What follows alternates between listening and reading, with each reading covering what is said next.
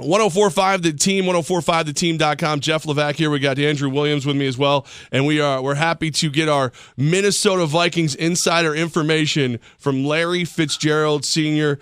Larry, first of all the news that I'm hearing right now, even though we've got two great teams about to go at it, is how cold it's going to be this weekend. Well, it's going to be somewhere between 0 and probably 5 below, and that's what we're hearing, and that's what the weather people keep telling us. And with wind chills, it could be dangerous. Could be anywhere between 10 and 15 below. Makes you miss the dome a little bit, huh? Well, remember the Vikings were born outside. They went to 4 Super Bowls with the Purple People Eaters, Fran Tarkenton, Alan Page, Carl Eller, Chuck Foreman. That group of stars, and Ron Yeri. So they were playing outside then, and they were doing what the Green Bay Packers have been doing, forever, and that is taking advantage of being who you are. You're in the elements. You're from a community that has hot summers and cold winters, and when it's cold, you just deal with it because that's where you live. Larry Fitzgerald Sr. joins us. He's our Minnesota Vikings insider, and you follow him on Twitter at FitzBeatSenior.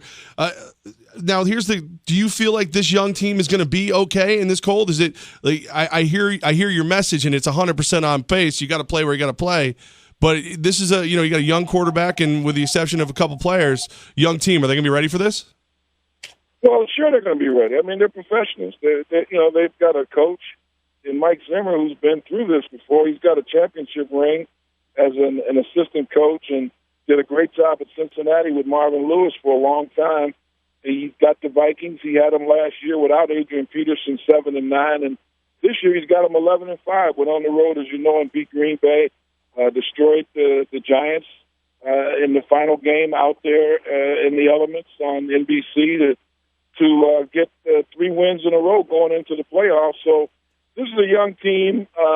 Offensively, they don't scare you. I think they were 29th in total offense, but they were 5th in rushing with Adrian Peterson rushing for almost 1,500 yards. And Teddy Bridgewater had for him, his best season, QB rating of around 88 and around 3,000 yards passing and 14 TDs. That's very modest, but they're a ball control type team that doesn't make a lot of mistakes, don't get a lot of penalties, and they don't do stupid things. And so if they can play that kind of game and have Seattle show up and make a bunch of mistakes, they got a chance, absolutely. You just mentioned Adrian Peterson with another amazing year, named unanimous All-Pro today. How much of an impact do you think he's going to have in this game? Well, he's had a back situation. He got nicked down in that Green Bay game, and he hadn't practiced much this week, and so they're going to have to lean on him heavily. I can't see the Vikings winning this game without Adrian Peterson having a major role in it, and that means carrying the football, sometime between 20 and 25 carries, and then taking advantage of field position and the fact that they might have the better field goal kicker in the game.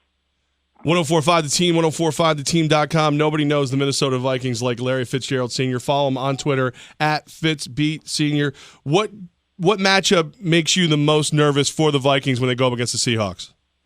Their offensive line against Seattle's defensive front. It is what it is. I mean, they came in here December 6th and destroyed the Vikings. They beat them 38-7, and they simply just came in and dominated in every facet. And obviously, that wasn't too long ago. And this is an experienced Seattle team with a great football coach. Pete Carroll's got 7 wins and 3 losses as a playoff coach with Seattle. Got him to 2 Super Bowls. No quarterback in the league is playing better than Russell Wilson. I saw him last week. I was in Arizona when the Seahawks came in there motivated because they blew the Super Bowl the year before on that 1-yard line play when they could have run and they tried to pass. Well, Pete Carroll had them motivated and ready and reminded them that they let the Super Bowl get away in that stadium where Arizona plays, and they blew Arizona off the field. So if they come in with that mindset, it really doesn't matter how Minnesota plays. Seattle's just too good a team because they are who they are. They're trying to become the first NFC team to get to 3 straight Super Bowls. They might be able to do it, They're going to have to be on the road to get it done, but they're capable of doing it. Larry Fitzgerald Sr. joins us, and Larry, I'm in awe of the skill that you have in media, which is my field of play, and the skill that your son has as a wide receiver. How do you get, like, let's say Minnesota carries on, Arizona, Minnesota. How are you going to be able to do your job and root for your son at the same time?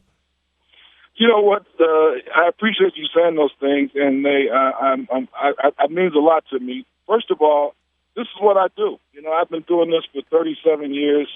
Larry is still a Viking in his heart. He was born and raised a Viking as a ball boy. I just cover the team, and I live in this community. I cover sports all over the world. So I'd like to see the team that I cover do well, but believe me, when they play the Arizona Cardinals, blood is thicker than water. I want you to know that. And so I'm certainly going to be wanting my son to have his dream fulfilled, which is to try and win a world championship. And right now he's in a pretty good position to do it.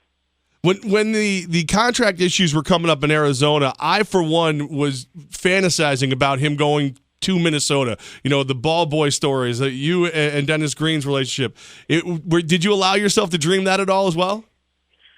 No, not really. I knew where Larry's heart was. I knew that, both of my grandsons were born and raised in Arizona, and he's, he loves living out there, and they love him in that community. He's made a huge impact with what he's been doing with his First Down Fund and helping people that need his help, and he's been encouraging to that community, and they need it. I mean, it's a red state. Minnesota's a blue state. So that's a good thing. They've got a guy who understands that you got to help people, and he's finding a way to do that in the way that he plays football and shows people that you can be a good football player. You can be tough. You can be hard-nosed, but you can still reach out and help. All right, Larry, come Sunday in the frozen tundra of Minnesota, who's coming out on top, Minnesota or the Seattle Seahawks? I'm picking the Seahawks. Okay. I think they're. What I saw last week against Arizona was no fluke. They showed me that they've won 6 out of their last 7. Their defense is simply outstanding.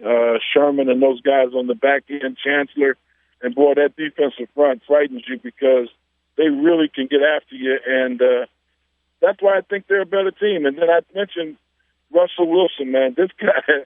He is the real deal. 4,000 yards passing, 34 touchdowns.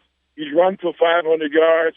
No quarterback in the history of this league, 90-plus, has done what he's done this year, and he did it without Marshawn Lynch and without that all-pro tight end. That tells you this team could be on a mission.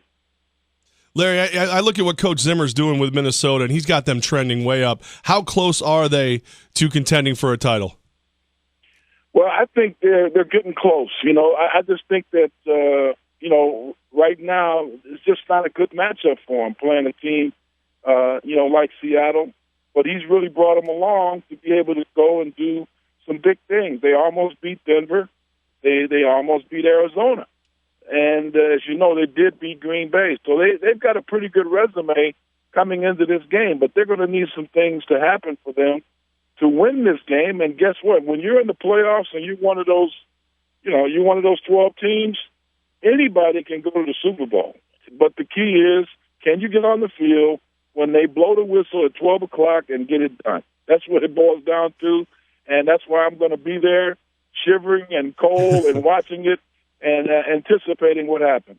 Nobody covers the Vikings better than Larry Fitzgerald Sr. Follow him on Twitter at FitzBeat Sr. Larry, thank you so much for making time with us, and thank you for that class act kid that you got who is one of the best, if not the best receiver in the game. I appreciate it, guys. Happy New Year. Thanks for the opportunity.